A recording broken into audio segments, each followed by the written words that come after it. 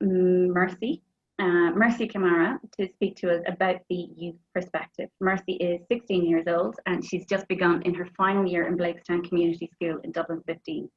She has attended her local youth group, which is the Blakestown and Mountain View Youth Initiative, for the past 3 years, and she said she would never have been so positively impacted or have as many great memories if it hadn't been for the care and support she received through youth work. Mercy will tell us about her youth group and how COVID-19 pandemic has affected it, the effect of lockdown on her and her friends, and how youth work has supported them during this time. Mercy. Can you hear me? All right, grand. So basically before lockdown, we were all like used to like seeing each other like every day. We'd be able to go to group and we'd be able to join and come over and talk to our youth workers anytime that we needed support.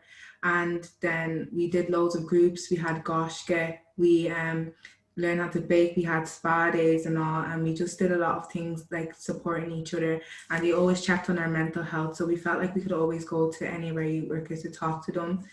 And then when lockdown came, like all of that was like completely changed. Like we had to like try and adapt to like the new, like going online, talking to them online, our little Instagram group chats and all, and even trying to do Zoom calls where like we ghosted them, I'm not gonna lie, some of the times, but we all got to see each other online, and they put as much effort as they put into seeing us physically as they did interacting online and all, and we all seen the effort of it, and that's why all of us like care deeply about BMYI.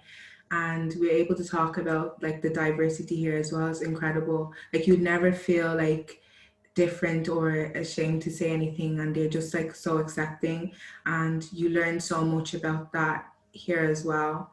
And another thing, I would literally have failed maths if it wasn't for this youth group. I'm not going to joke.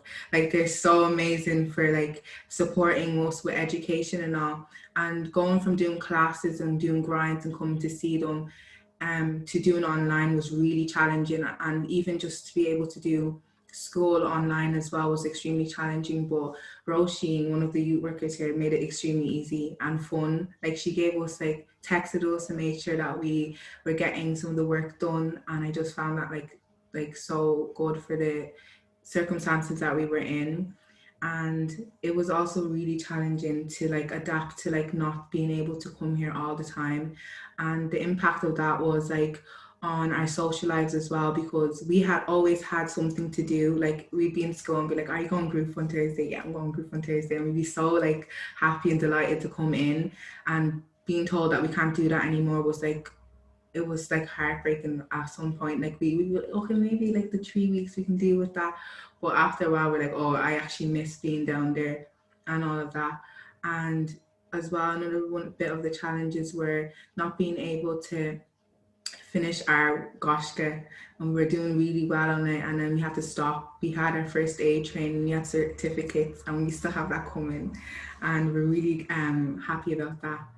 And yeah, most of the time I would call Quiva and she'd check up on us anytime during lockdown to check how our mental health and everything was going, and I found that like so good.